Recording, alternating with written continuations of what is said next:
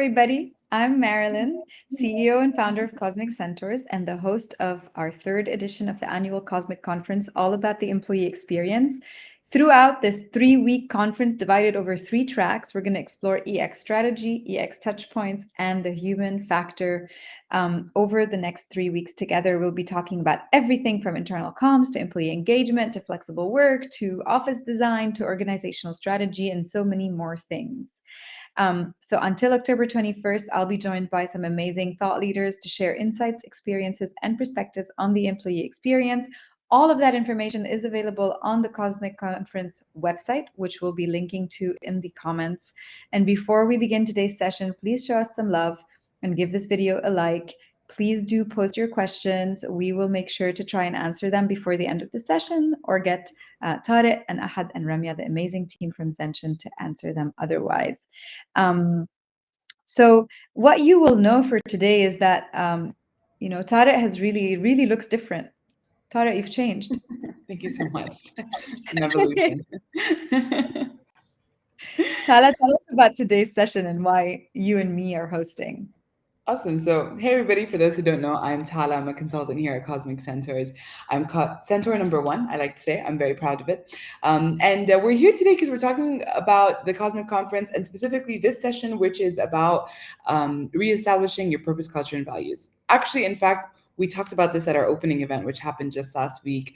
Tariq, Ramia, and Ahad, the Zension team, they came and they shared more about what each of these things mean to them, the different missions that we took on that helped them to reestablish these aspects. And so today we're just going to show you little glimpses of highlights from our discussion and touch on some of the commentary that we weren't able to add live and make sure that our virtual audience gets a chance to hear their insights and perspective.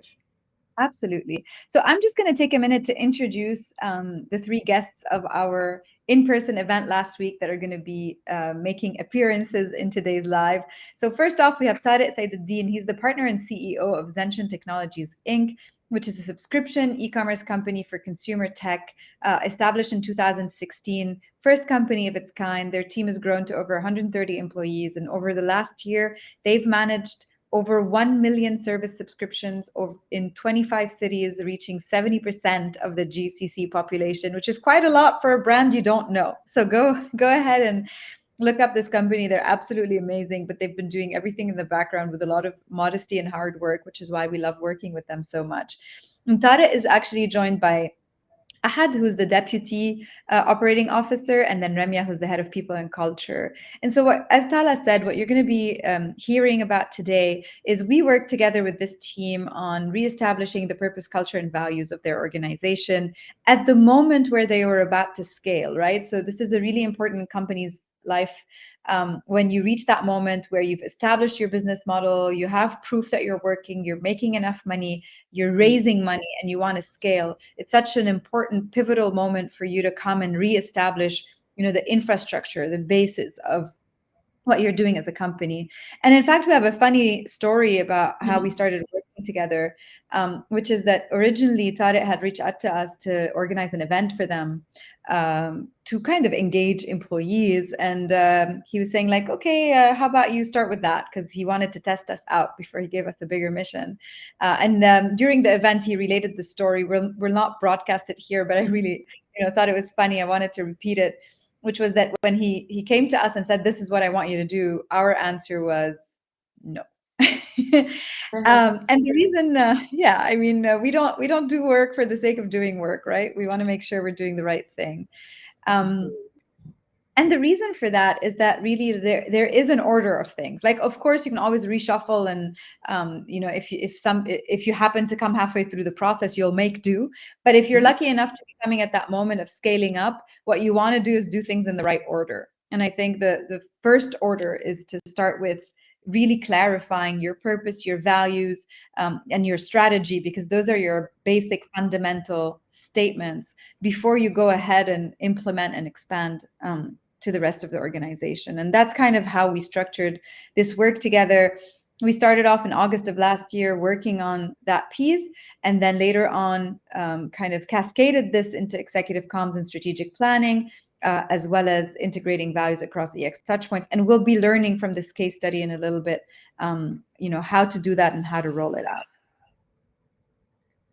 I want to tell you guys a little bit about what the outcomes were of this, because we love to measure everything that we do, but of course a lot goes into it. And so it's important for us to highlight that, as Marilyn mentioned, we had 3 distinct phases. And so for the first one, we hosted these 3 leadership workshops. Actually, Ahad will tell you about them in a minute. He has a really compelling insight about one of his experiences in these workshops. And that culminated in a strategy document that allowed the leaders to kind of put down in writing and make sure that it was documented where Zension wanted to be after they aligned. In our next mission, we took what we learned and we helped them to finally host an event. And this is a town hall, but really we just helped structuring the messaging and helping them cascade that down to the different leaders through strategic planning sessions. And then we had team presentations to make sure that the N-1s and 2s were all really aware of what was happening. And then the wide scale implementation is then taking the values and the virtues and integrating them across touch points. So we started by asking employees, what they wanted how they wanted to consume information, how they felt about the values. We then took that to a workshop where we dove deeper together, and ultimately that resulted in our documentation, and just to make sure that that was all covered in our planning. So that's really what our missions look like. But I'm sure you really want to hear about it from them. And so maybe Marilyn, back over to you to take us into what the team had to say about it all. Yeah, absolutely. So next thing we're going to be talking about is actually kind of hearing directly from Tariq and Ramia and Ahad about why it was so important for them that culture begin at the top. Here we go. So I think something that for me was really striking was really how involved, please join us, Ahad and Ramia, is really how involved everybody on the leadership team was in that first exercise, right? We like to say this: leadership endorsement is not leadership engagement.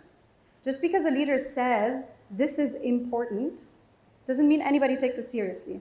People take it seriously when the leader spends their time on that problem. Time is the only useful currency in leadership. If I tell my team, we need to do more marketing, and then I don't spend time doing it with them, it's not important, clearly.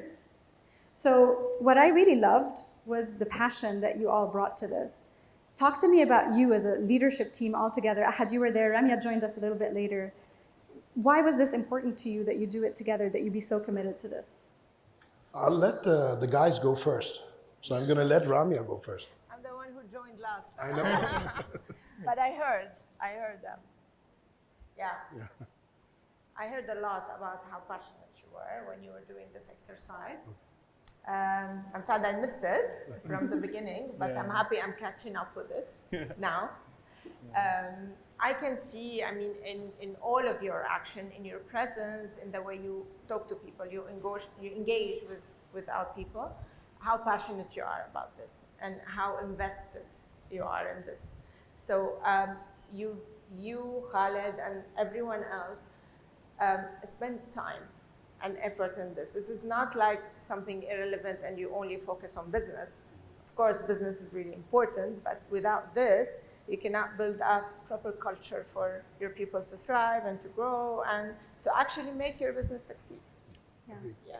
And it's one of Tariq's amazing qualities that he always puts his management first. Every time, when I asked him to come to this, he's like, Ramia and Ahad can do it. I'm like, can you also be there? Yeah. But that's the beauty of it, right? Because if your management isn't on board, I always say, like, I'm the biggest fan of middle management in the world. People love to bash middle management. Middle managers are my favorite people because without them, without you guys, nothing happens. Tariq can talk for days.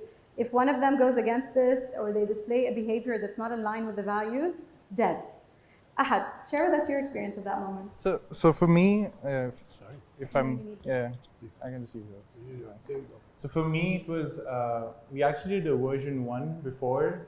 Rami, I don't know if you know, but I don't know if you know this, but this was Tariq on a chart and 2 other people in a small conference room doing a version 1, and then you guys came in and then we did a much better version of it. But for me, it was all about the purpose of being and in that company, and I think, and in our company, and I think, and I can call it my company and our company now because I was part of that exercise. So it was a great experience to go through. And what came out for me was, it was about 5 or 6 people from our end who were part of the exercise, and just in terms of how similar, the similarity of thinking is what sort of brought us closer as well, I think. And that's one of the things that You came out. discovered each other in the process. Yeah. And it sort of trickled through the rest of the organization as well, as I'm sure we'll talk about in a bit. Yeah. I think what you're saying about purpose is very important. I remember once I was interviewing someone called Ziad Rahal. He used to work at LinkedIn. I was asking him about how he engages his team. And he's like, Marilyn, in order to answer this question, I have to tell you about the purpose of our company, LinkedIn. I'm like, LinkedIn, whatever, you sell ads. What's your purpose? And so he says, what we're trying to do is we're trying to map the economy of the world through our platform, because we know every company, every job, every whatever. And by doing that, we hope to enable the economies of the world. So you show up knowing that, that's something to wake up for, not selling ads. And what was beautiful, so those of you who don't know Zension, you should. What they do is that they provide services in the telecom industry where they do insurance for devices, they refurbish devices, they allow you to upgrade. So if you're buying a phone from one of the telecom operators, it's actually them that's doing the background work. And when we worked on the purpose was to give a device to everybody, right? When you wake up for that, you come and you say, that's how you wake up, not to like sell insurance. We wake up because we know that in the end, what we're gonna do is to put people's hands on devices that they need everywhere in the world. Now that's something to wake up for. And I think that was a really beautiful part of the process. Makes me want to go back and relive it out. Yeah, it was such a highlight of this experience to help the team arrive to that process together, to that purpose together. Sorry, I said process at the end of the video, so now it's stuck in my head. But it was very beautiful to see how leaders come together, and it was a very simple exercise that we did. For those of you who are thinking about how can I get to my purpose, in fact, it was a very simple facilitated conversation that is essentially called the 5 whys. Which is you just start with like, why do you do what you do? And then they give you an answer and they're like, why? And generally, like children, if you ask why 5 times, eventually you'll get to the essence of things. There was one moment that I had picked up on that I want to comment on, and he said, like, I find like I can say my company, and just using those pronouns shows that how he really felt like being part of the process and defining the purpose. There was some sort of like ownership, there was possession. He felt like that sense of belonging, and he was part of that leadership team, but he's also somebody with a great network within the organization, and that's so important for influencers like him within organizations to have the opportunity to share that sense of belonging and that sense of ownership, and feeling like we're responsible each and every day to come and live out our purpose. So something that really stuck out, and hearing it back, it's a really lovely anecdote that he shared. Yeah, absolutely. Next up, we spoke with the team about the importance of virtues and values, right? So there's this, even this week, we were together at a workshop where someone said it beautifully. She was presenting, how they represent values in their organization. She was like, the first thing we did is we were forbidden from putting the values up in posters in our website, in our office. And we both laughed when she said that, because we actually usually tell that to clients. We say, like, please do not stick your values up on a wall, on your website. That's what people do, and then they forget about them. And instead, let's talk about how we role model that behavior. So let's hear from Tara and Ahad and Ramia about how the virtues permeate into their lives. We also worked on the values in this process. I'm not going to ask you if you know them, but I will ask you. It's too early in the morning. That's always. Of course we know all that. No. But I will ask you about, we worked on virtues. One thing that we agreed on from the beginning is that values were not going to be like writings on the wall. That's the biggest problem that companies do. They put them on their website, they're like, done. Instead, we worked on how does this go into our behavior every day? And we worked on virtues and behaviors that express those values. How do you see those virtues living out? Why are they important to you? How do you live them out personally? Well, like my team said, everyday life, from grabbing coffee with the employees to having sales meetings, the values and the virtues are a part of how we communicate with the team. And if my leaders don't understand the essence of that and bought into that and take ownership of that, why would I expect anybody else to do that, right? At the same time, the virtues and the values that we create are the product that we sell to our customers. And just to clarify a few things, we work with warranties. We create a new standard for connectivity and access to the best technology tools for all. That's our purpose.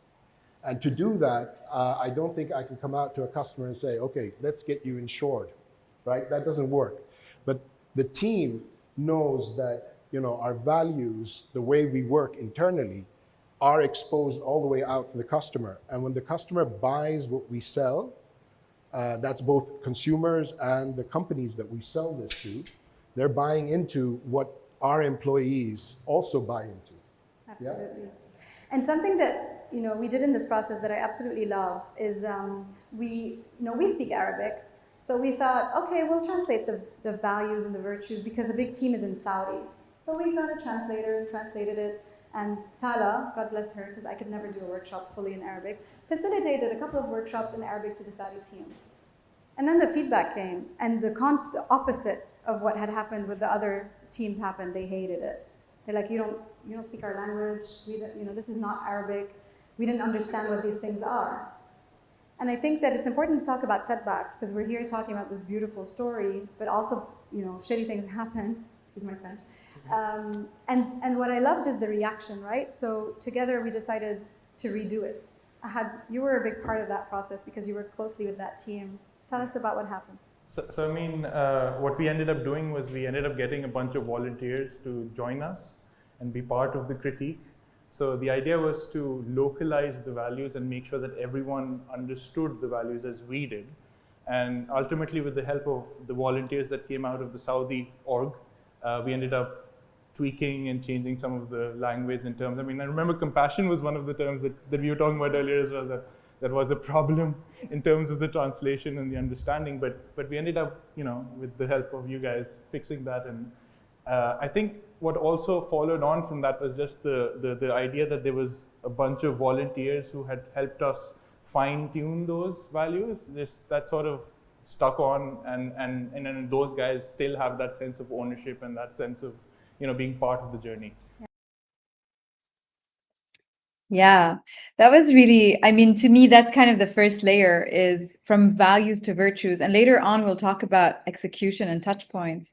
But Tala, what struck you through this process? Like, what's something that stayed with you in terms of how we went from values to virtues? For me, it's been really about how we engaged everybody. Right? Like, I don't think that the values need to be a democratic exercise. And I actually remember saying that during the live session, which is that especially in founder-led organizations, just again, a bit of wisdom for the people listening to us here today.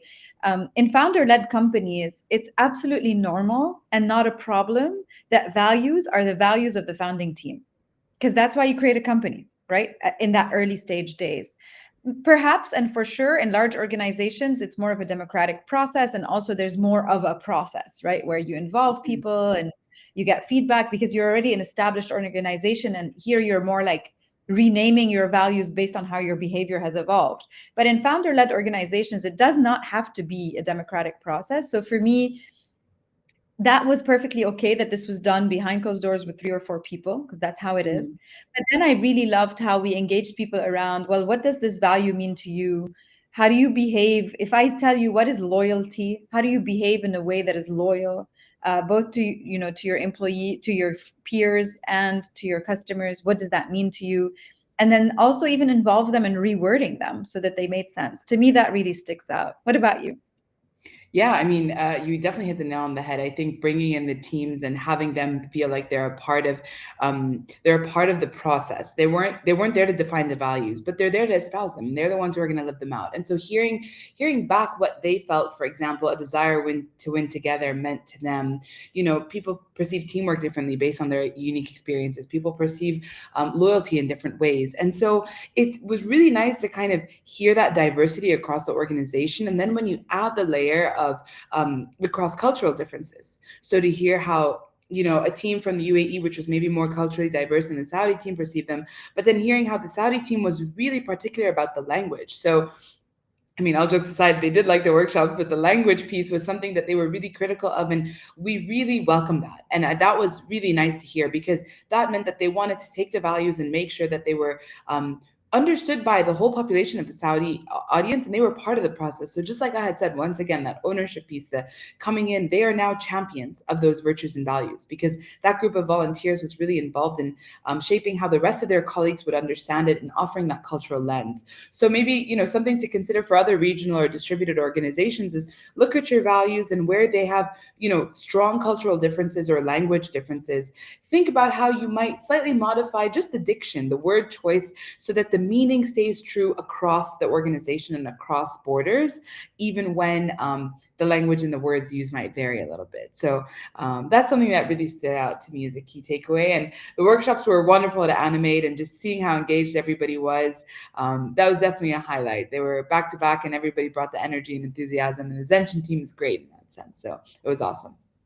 I agree. And I think a couple more takeaways of that stage of our work together.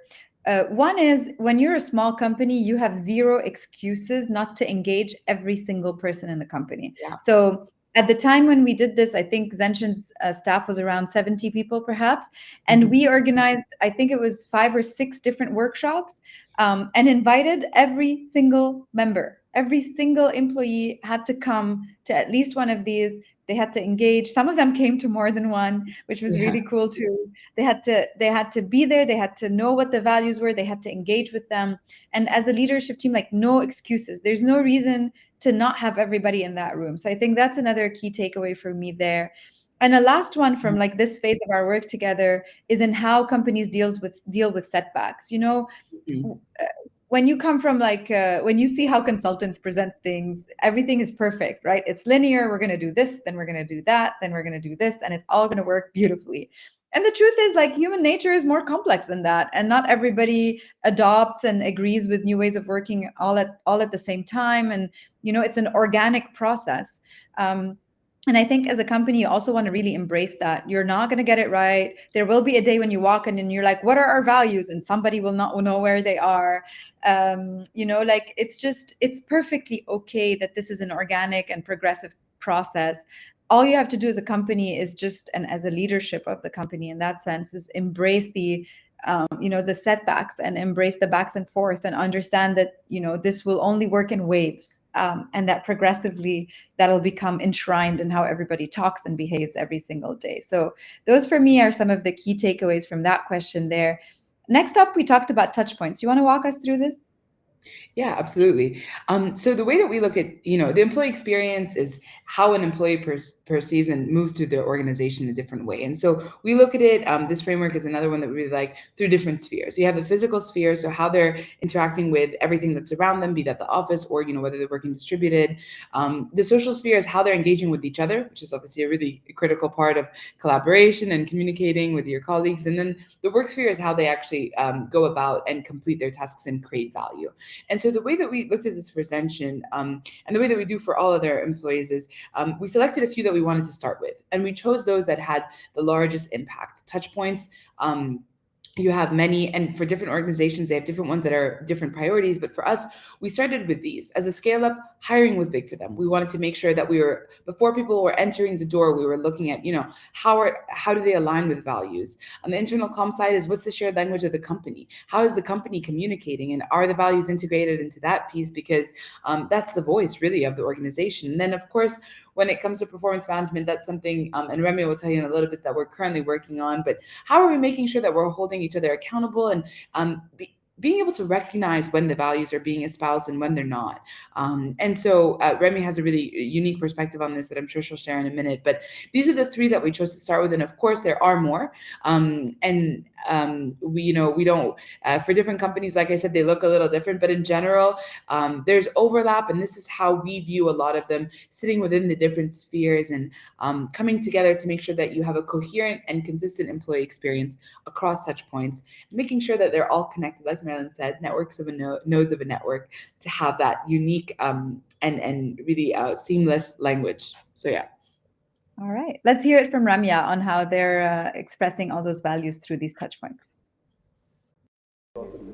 And then, Ramia, when you joined, we worked with you on integrating the values, right? Like the virtues is something, but as I said earlier, it's about like making them live through everything that we do. If you as a person have a value, you express it everywhere, whether you're at a supermarket with your family, in a formal dinner. Here today, one of my values is I'm allowed to curse. Um, can't help myself. But you express it everywhere, right? So it's not just something you write. It's something that this is how you run meetings. This is how you communicate internally. This is every touch point needs to breathe that value. Talk to us a little bit about how we're further integrating it. You worked on recruitment. You worked on the onboarding process. Give us a bit of that. Yeah.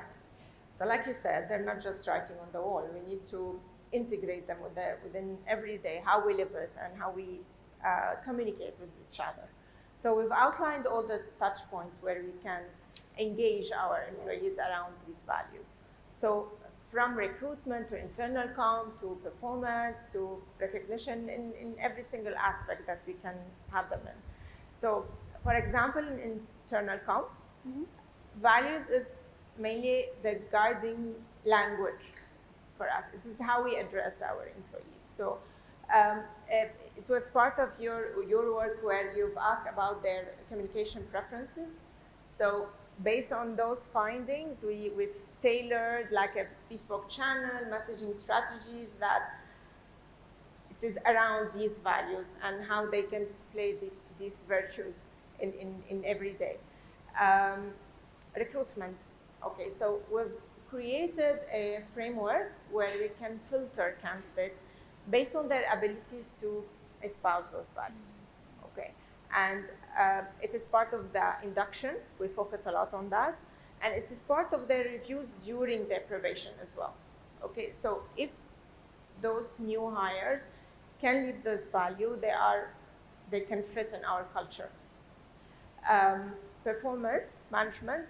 We're now working on that with Cosmic Centers on doing a value-based competency framework where it is an integral part of the performance reviews, and it measures how they are contributing and living their values in their daily working life. Recognition, this is also something new that we're working on. So we don't only recognize employees based on performance excellence. We also recognize their ability to how they can espouse those values and how they champion this virtue in their daily lives. Yeah. And recognition can be something just very personal. Like in our team, what we do sometimes is someone will say something or they will have done an extra piece of research and we're like, you're expressing curiosity. We're very proud of you. You know, it doesn't like, formalizing it is great and that's very important, but it's also so important that it becomes so ingrained in you that you recognize it in people every day. Or if someone's saying something, like one of our values is compassion, you know, sometimes our clients, they're giving us a hard time and we're not very happy with them. But we say, our value is compassion. Maybe that person's having a hard day. Maybe there's a way that we can help them. Maybe sometimes, you know what we do? We write emails for our clients that they need to send to somebody else. The reason we do that is, let's take a task off of their list, right? So when you were saying you live that through all the way to your customers, and you try to make sure that you express it in every single moment. Yeah, a beautiful, recap from Ramia there about how we're integrating these across all of the touch points. Hala, you've been doing a lot of the work there as well. Any highlights for you in terms of the process? I mean, I think it's always interesting to see how different organizations put emphasis or value on one touch point over the other. Something I heard back from the Zension team was just how they are, starting to pick up on the language of recognizing their colleagues in terms of the values. And it was really nice. I spoke to someone who works there, and she was like, I was able to say, like, you're being resilient, and that's great. And so I think that it's really nice to know that they're incorporating it into their language. And just like Ramia said, it is the language of the company and how they engage with each other. So hearing that actually be implemented and not just something that leadership shares is really wonderful. But quick question for you. We saw that screen with all the touch points. Which one, from your personal preference, do you find to be the most impactful? Which touch point is one that you would say start there if you had to tell somebody? Yeah. I mean, I always talk about this, and I think I said it earlier also in one of the recordings. It is managers. You know, Yeah. managers account for 70% of the variation in engagement scores, right? So if you're looking at employee engagement as one of your internal measures, whether managers are doing the work there or not is 70% of the variation. So you can put in all the policies, fix your internal Yeah. comms, write down your values, do all the workshops, make all the activations, like you can do everything right. But if you don't focus on how your managers represent the company internally, on how they espouse the values, on how they communicate, how they run meetings, how they run performance management, like if you're not doing that, then you can only improve up to 30% of your score. So to me, that's the channel that I think everybody kind of Yeah. assumes, oh, but our managers will just pick this up, like no problem. But managers are like really strained these days. They always have been, but these days even more so, because not only do they have to accomplish like amazing business results in an incredibly uncertain world, they now, thanks to the pandemic, honestly, are being put, in front of the realization, and their employees are now vocal about the fact that they need to create a great work experience, Yeah. engage them. They have so much on their plate, and companies, I think, don't do enough to help them out. Yeah, no, couldn't agree more. I remember once we were talking about the importance of middle managers, and we were talking about how it's like running up and down a staircase, right? Because they're the ones running up and down the org chart. They're the ones, making sure that they're managing stakeholders at the top, making sure that they're upskilling teams at the bottom. And so, huge credit to where credit is due. But yeah, thanks for sharing. That's a really good one, and one that has a lot of impact. But I want to introduce the next clip, and it's really thought it's closing, and it's a beautiful way to end his thoughts on this, because he talked about the growth of Zension. They went from 3 to 60 to 90 employees, and how important it is for scale ups in an organization like that's in their position to have solid foundation upon which they can grow. So if you go back to our metaphor about values and virtues, it's the roots. You got to have strong, stable roots to be able to grow a really tall, high tree. And he so kindly endorsed the importance of the work that we did together, and why it came back to what he calls truth and the essence of it all. So I don't want to dispel too much. Maybe we can go ahead and play that video, and then take some questions, hopefully, from the audience. I mean, we've been talking a lot about values and virtues, but I want to tell people a bit about the process, right? Yes. Because that was also really interesting. Like Ahad said, it was a process where we had leaders, founders, we had people that had just been hired, all kind of age groups, but it was a very interesting process. It was a lot about truth, the essence of our purpose, why we come to work every day. And when that truth came out, and we, with Cosmic's help, distilled it to something that we could align around, the words made purpose, made our purpose true. So, the compassion is something that every one of us has. The loyalty to our customers, to ourselves, is a very important aspect too, and something that we also work with every day. To win together is something that is also a key element to anybody we hire. We love to win, but together, that do it as a team, to innovate with a growth mindset. That means innovation just for innovation's sake. No, it's about growth. How do we grow in a good way? And then resilience, because if you're going to succeed in what we're doing in this region, you need resilience. So these are our 5 values, and the virtues that came out of that. You can imagine, right? I mean, we're talking salespeople, we're talking telcos, we're talking some of the biggest retailers in the region where we're selling our wares. How does that make sense? But we've made it work. And that's thanks to Cosmic and the way they helped us, get all of these things out of us and into a system where then when Ramia joined, we are now having, this systemized in a way that we've never had before. Guys, we went from 3 people in 2015. In 2018, we were 25. And in 2021, we were 60. And now we're around 80, 90 people. So the growth has been quite fast. And things have just had to work for us. And thank to God, and it's been a successful growth. And I really want to thank the team and Cosmic for the help with that process. So yeah. We're on mute, but it's all right. Wouldn't be a virtual session without it. I was on mute, of course. I was just saying what a beautiful wrap up by Tariq. And it's really, I mean, first of all, he proved me, like I always make fun, like people don't know their own values, but he was like, listen, little girl, I'm going to school you, and here are all of ours. And I love that. But also really, really interesting for him to talk about how this kind of really takes root in all of the aspects of the organization, and across all of the different types of teams and profiles, like from salespeople to their, IT and finance and so on. It's absolutely brilliant to see it that way. There is a question from the audience here. How can values be linked to growth? That's a really good one. I think it's about how you grow, right? So I'll give an example. If you take Google, right? So when you think about their purpose and their values, at the core of Google is to, I think it's categorize all the knowledge of the world or something like that. Like I don't know the exact words, but that's why they exist, right? And from day one, they've always been a lot like, first of all, nerdy and academic because they came from like university campus. But what that means is they will, and hopefully they still do, they will say no to missions that compromise their purpose and their values.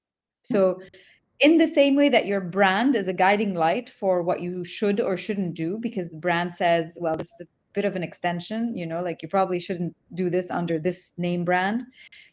Purpose and values also do that. They guide you towards the projects, the clients, and the growth that really doesn't make you sell your soul, right? So for example, I remember that at some point Google was considering some work with the military, and all of their employees were like, hell no, like this is not why we came, right?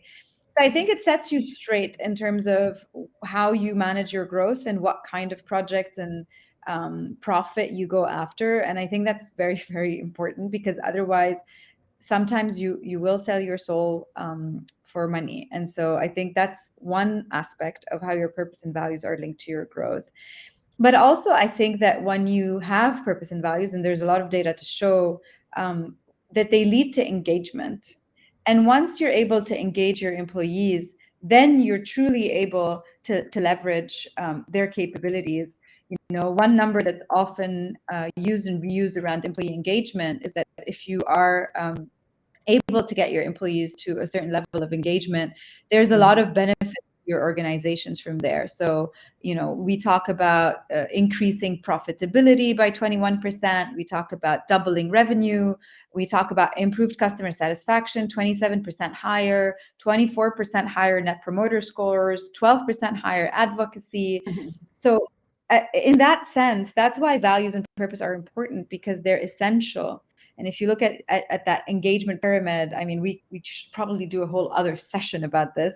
Purpose and values is kind of really what helps you to sublimate your relationship to an organization, and to wake up every day with purpose, and to wake up every day wanting to contribute. And that's how you link it to growth, in my perspective. That's a really great question, actually. Thank you, Karima, for asking that. Absolutely. That's a good one. Yeah. I think if I can add to that, when it comes to growth, also it's about who you're letting contribute to your growth, which is where then I would say also the recruitment part is really important, because who you welcome on board to help you grow, especially for a scale up like Zension or organizations that are also, going through a rapid growth phase, bringing on the right people is so important. And so to be able to kind of assess and make sure that there are, as one of our center stage guests would have said, a culture add, not just a culture fit, is really important. And then building off of Marilyn, your example of Google, like, yeah, they have Googliness, we all know it, and they recruit for that. And so the people who are entering, the organization to help deliver on its mission are, they make sure that they're the right people to help them grow and scale. So definitely another, a good question. Thanks, Karima, for that. Yeah. And to wrap it up, actually, this beautifully leads into the last point that we want to make here.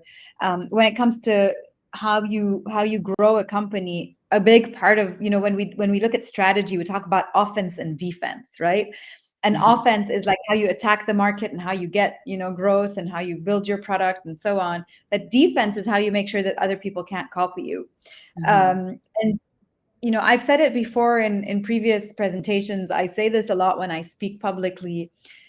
When you look at the world today, it's relatively easy to copy business models because a lot of the things that used to be offense, like access to technology or data or information, is now thankfully widely available.